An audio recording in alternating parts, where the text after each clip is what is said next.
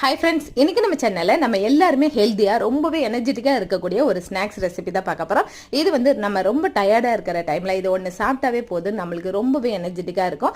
வாங்க நம்ம இதை எப்படி செய்கிறதுன்னு பார்க்கலாம். இதுக்கு நான் எடுத்துக்கிட்டது 1 கப் அளவுக்கு அவல் எடுத்திருக்கேன். இதை வந்து ஸ்டவ் ஆன் பண்ணிவிட்டு நல்லா கிறிஸ்பி ஆகிற வரைக்கும் வறுத்து எடுத்துக்கலாம்.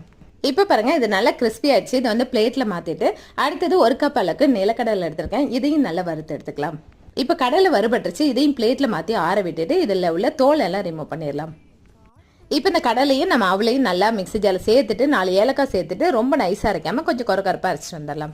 இப்போ பாருங்கள், இதை அரைச்சாச்சு. இதை ஒரு பவுலில் மாற்றிட்டு அடுத்தது நான் வந்து வெள்ளம் வந்து பைட்ஸாக கிடச்சிது. அது வந்து ஒரு 10 பீஸ் இருக்க மாதிரி எடுத்துக்கிட்டு நீங்கள் வந்து 1/4 கப் அளவுக்கு நாட்டு சக்கரை கூட எடுத்துக்கலாம். இதை வந்து மிக்ஸி ஜாரில் உடச்சிட்டு இந்த மாவோட சேர்த்துக்கலாம்.